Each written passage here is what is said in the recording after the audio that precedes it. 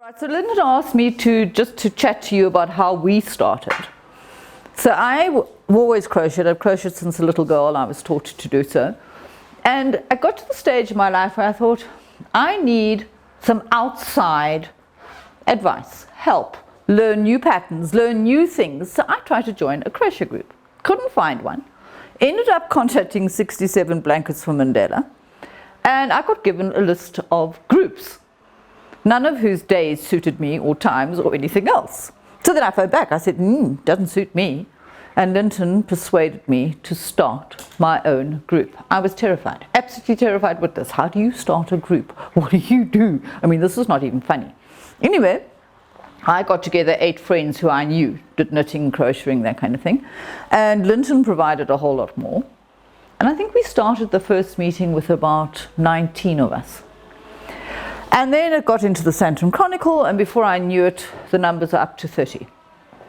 And it's been, this was last year in March, it's been a real learning curve for me as well as for the girls. You learn that different cultures use different colors, which I find fascinating. So I can remember one of my ladies asking, she was doing this most beautiful blanket in baby blue. And she asked for maroon. And I nearly freaked. Maroon? She said, yes.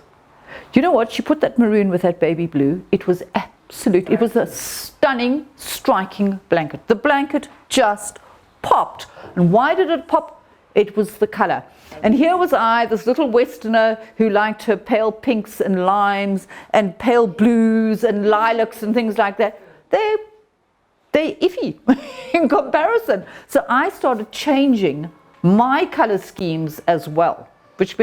And then you've got to, in your when you make blankets, you've got to consider, where is this blanket going? Is it going to a place that you know of, like a charity that has its own laundry, or that the laundry gets done for them and brought back? If it's so, that's cool. You can send them the intricate patterns, the slightly better wool if you want to. If you don't know where it's going, and it's likely it's going into a squatter camp, or a place with gift to the givers to where they've had some disaster, there is no access to washing machines. It's going to be washed in a bucket or in a river, and it's going to be scrubbed with a stone. So don't go out and buy the most expensive wool, because the minute you put expensive wool into cold water, it's going to go and have a complete scrick, and it will never work. I mean, it will just shrink. So the acrylic, hard, cheaper wool is ideal for charity blankets. All right. So look at your wool. Where is it going to? And then look at your pattern. Your pattern should be robust. It's no good doing lacy, lacy, lacy work. That's going to get hooked on stones, on thorn trees, on barbed wire fences when they get dried in the sun. It's going to get wrecked. Far better to have a traditional, more solid blanket.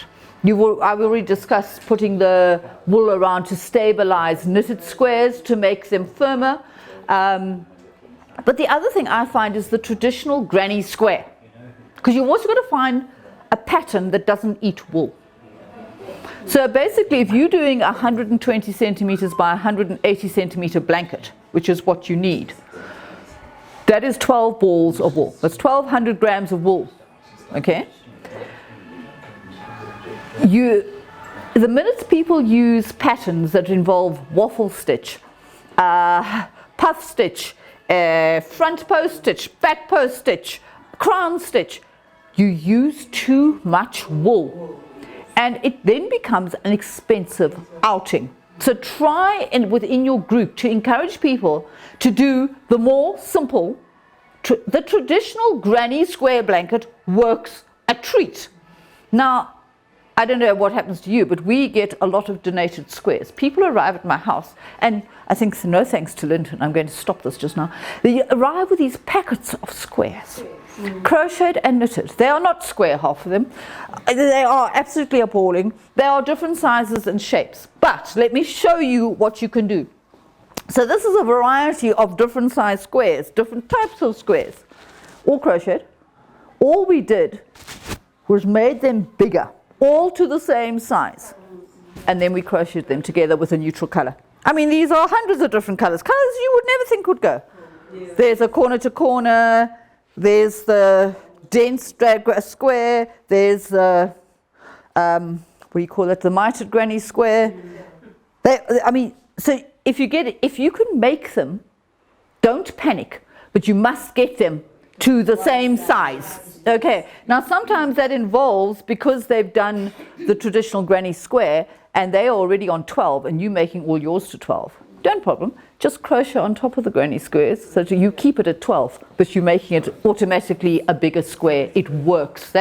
So that's what I do with these squares that come in, that you think, oh, lordy glory, you know, what are we going to do with these things?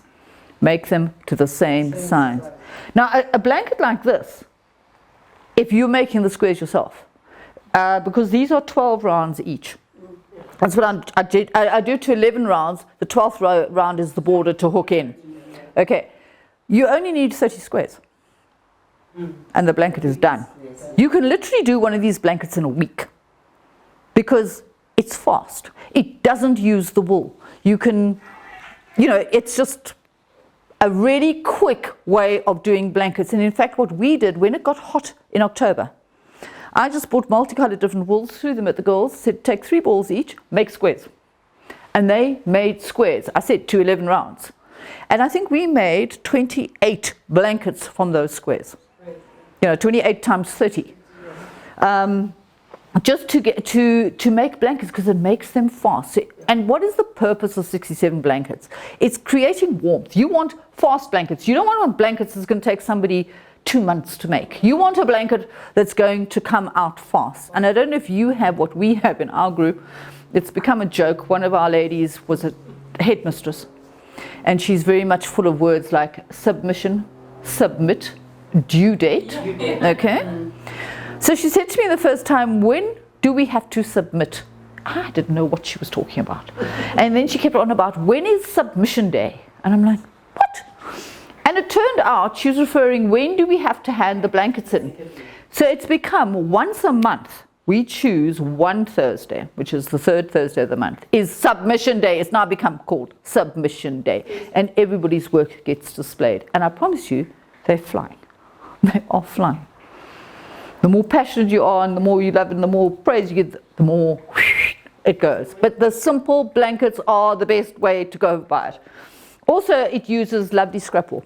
All those little balls and bits and pieces, granny squares, fabulous. This is another way, the strip blanket, which I think I've seen some of you doing. This uses very little wool. That's your width already. You make a whole lot of those and you just hook them together like you do the granny squares and you get a beautiful blanket. It uses very, very little wool. So these are economically viable blankets. And this is... So it goes quick, so this one you can teach. This? Yeah, you can teach people to this who's basically learning. I found some of the ladies couldn't count the rows. Because that's the only thing making this blanket. Every strip has to be the same size, otherwise you have a problem when you come to join it. So I mean, you obviously counted the 1, 2, 3, 4, 5, 6, 7. It's easy on the actual stitch, 8, and so on. So that's also fun. Another way of using, so there's a strip blanket completed there. I just thought I'd bring you an example. And then here, this is another way of using up scrap wool, but it's also another fast blanket, and it works on hooking squares together. So this blanket grows enormously and very quickly. So it's just squares hooked, and then you go round and round and round making a border, and then it's squares hooked onto it again, and so you go. And this grows fast. This is another quick blanket to do, and it doesn't use a lot of wool because it's quick, it's fast. It's fun to do. And those are little squares in the middle. Great fun if you want to get a better idea. And then lastly, the traditional V-stitch. Now we have one of our ladies, she's actually, funny enough, she's German. She spends hours, I cannot get her, I've tried, We've taught her other patterns. We've shown her other things. She says, oh, that's nice. I think I'll do it. And blow me down. She's back on these. She always uses black. There is never other color as her. It's black and scrap wools, and it's the V-stitch. Her ones actually have tassels on the end. She doesn't hook in the wool. She makes them into tassels on either end. This was done by one of the other ladies who decided to work in the ends and put in a border. But again, blankets that don't take a lot of wool, because this wool can get terribly expensive after a while. You end up forking out. You can't believe how much money you forked out, and sometimes you just need something that is a little bit more economical. But again, this is the type of blanket that's fast, it's quick, because if you're not sewing in the ends, it's fabulous. You just tie them into tassels and cut them to the same length, and off you go. I've seen some of my girls did this by using different colors, but they did 5 rows of pink and then 2 rows of yellow and then 4 rows of blue or something, and they also made this, and it was a very effective blanket. Very effective blanket. So again, and all these blankets are robust. The pattern is robust, the wool is charity or kismet, it's not expensive wool.